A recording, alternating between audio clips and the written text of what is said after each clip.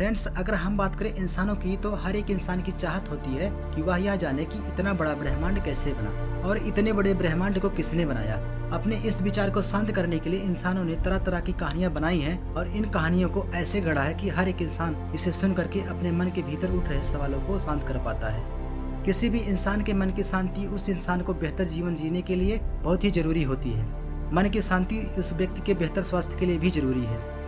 लेकिन अगर हम धरती के इतिहास को देखें तो इन कहानियों के चक्कर में न जाने कितने युद्ध हुए और न जाने कितने इंसानों की जाने गई और न जाने कितने लोगों को बुरा भला कहा गया, यहाँ तक कि लोगों को शैतान तक घोषित कर दिया गया है।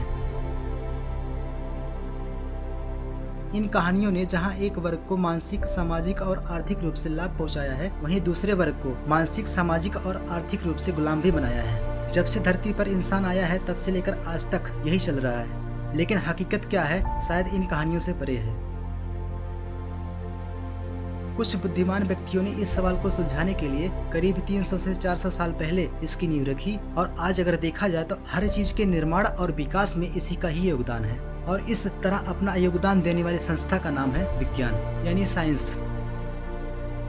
साइंस एक ऐसी संस्था है जो यह खोजने का प्रयास कर रही है कि कोई भी घटना कैसे घटित होती है और उस घटना के पीछे क्या कारण होते हैं और वह घटना किस प्रोसेस के तहत घटित होती है, यही सब समझाने का प्रयास यह संस्था कर रही है। इसके साथ ही साथ हमारा ब्रह्मांड किस नियम के तहत काम करता है, यह समझाने का प्रयास भी निरंतर कर रही है। इनके इन्हीं प्रयासों में से एक प्रयास है जीवन की खोज, यानी कि धरती पर जीवन कैसे पैदा हुआ। तो दोस्तों, 1870 से पहले जितने भी प्रयोग और सिद्धांत प्रस्तुत हुए, उन सभी प्रयोगों और सिद्धांतों से यह पता चला सूक्ष्म जीव और छोटे जानवर अनाज, मांस, कीचड़ और शोरबे से पैदा नहीं हो सकते। और यह निष्कर्ष निकालने के लिए जो प्रयोग किए गए उन्हें हम स्टेप बाय स्टेप पिछली वीडियो में हमने आपको बताया।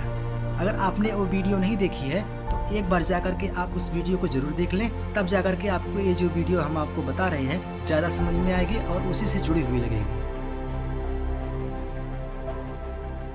तो दोस्तों, हमने आपको पिछली वाली वीडियो में आपको बताया कि जब वैज्ञानिक इस निष्कर्ष पर पहुंचे कि अगर सभी जीवों का जन्म पहले से उपस्थित उनके पूर्वज द्वारा होता है, तो जो उसमें से पहला पूर्वज था उसका जन्म कैसे हुआ था।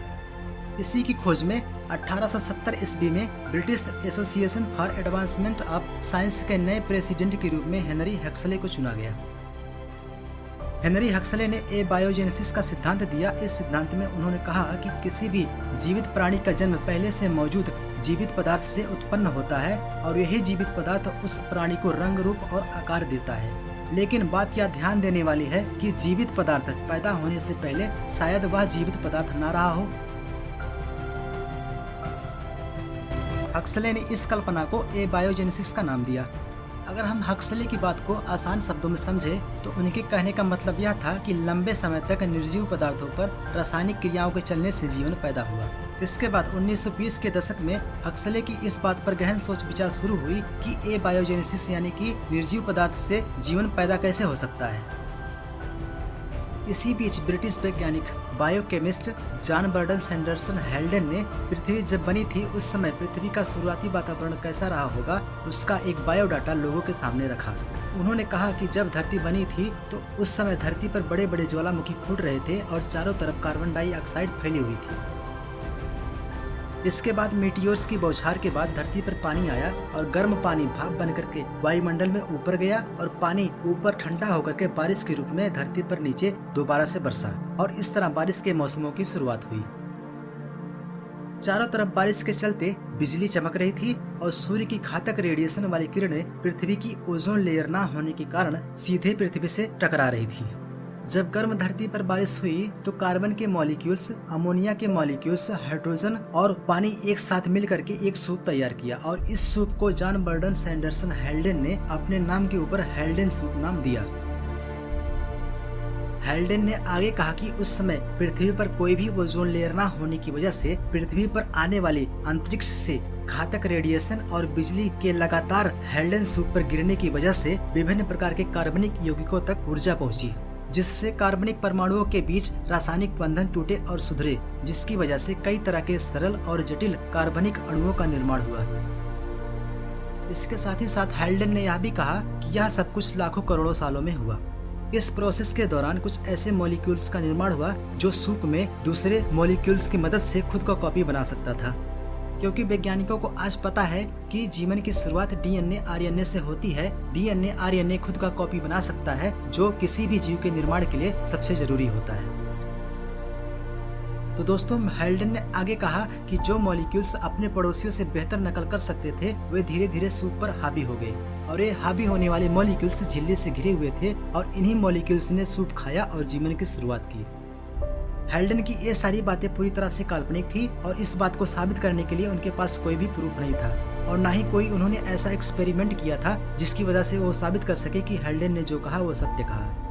तो दोस्तों, भले ही हेल्डन के पास इस बात को साबित करने के लिए कोई भी सबूत नहीं थे, लेकिन ऐसा कहा जाता है कि उस समय हेल्डन ने बहुत ही वैज्ञानिक बात कही थी। हेल्डन की इन सारी बातों को सुन करके सारे वैज्ञानिक सोचने पर मजबूर हो गए और इसी बीच 1936 ईस्वी में ओपेरियन नाम के वैज्ञानिक ने अपने एक प्रयोग का अनुवाद रूसी भाषा में किया। ओपेरियन ने इस प्रयोग को हेल्डन के समय ही अपने प्रयोग को प्रकाशित करवा चुके थे, लेकिन जब उनके प्रयोग का अनुवाद जब रूसी भाषा में हुआ तो यह पता चला कि हेल्डन और ओपेरियन दोनों ने एक ही बात कही थी। धीरे धीरे समय बीतता गया और समय आया 1950 का। सन 1950 के दशक की शुरुआत में स्टैनली मिलर नाम का एक छात्र शिकागो विश्वविद्यालय में डिपार्टमेंट ऑफ केमिस्ट्री में अपनी थीसिस प्रोजेक्ट के लिए सब्जेक्ट की तलाश कर रहे थे। इसी बीच उनके प्रोफेसर हेराल्ड उरे ने यह सुझाव दिया कि हेल्डन और ओपेरियन की कल्पना का परीक्षण उन्हें करना चाहिए। इसके बाद स्टैनली मिलर ने कुछ सोचा और फिर प्रयोग के लिए निकल पड़े। मिलर ने एक फ्लास्क लिया और इस फ्लास्क के अंदर नई पृथ्वी जैसा वातावरण तैयार किया। फ्लास्क के अंदर मीथेन, अमोनिया और पानी के साथ साथ हाइड्रोजन गैस को रख करके एक साथ गर्म किया। इससे उठने वाली भाप को इलेक्ट्रोड लगी हुई नली से होकर गुजारा और इस इलेक्ट्रोड में हाई वोल्टेज की बिजली प्रवाहित की, जिसकी वजह से बिजली और शक्तिशाली परावैगनिक किरणें पैदा हुई। गर्म भाप हाई वोल्टेज बिजली और परावैगनिक किरणों से होकर गुजरता हुआ ठंडा होकर के फ्लास्क के अंदर फिर वापस जाकर के मिल जाता।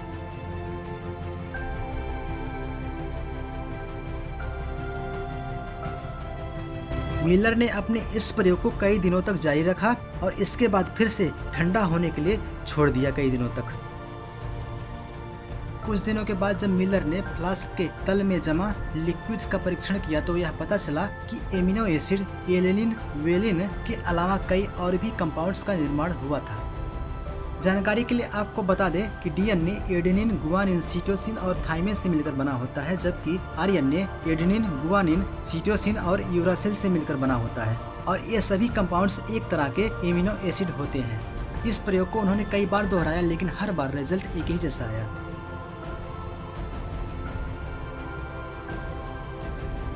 इसके बाद मिलर ने मीथेन, हाइड्रोजन, अमोनिया के अलावा ऑक्सीजन और कार्बन डाइऑक्साइड को लेकर के एक साथ गर्म किया और शक्तिशाली इलेक्ट्रोड से होकर के गुजारा इसकी भाप को और दोबारा से उसी तरह फिर से इसका परीक्षण किया। और इस प्रयोग में पहले से ज्यादा महत्वपूर्ण कंपाउंड्स देखने को मिले मिलर को, जैसे कि एमिनो एसिड और नाइट्रस एंजाइम। अगर हम बात करें एमिनो एसिड की, तो जो कंपाउंड्स एमिनो एसिड होते हैं उस कंपाउंड के फार्मूले के अंदर NH2 और COOH यानी कि एमीन और कार्बोक्सिल फंक्शनल ग्रुप फार्मूले में जुड़ा होता है और साथ ही साथ उस कंपाउंड के अंदर कार्बन, हाइड्रोजन, ऑक्सीजन और नाइट्रोजन भी तत्व होते हैं।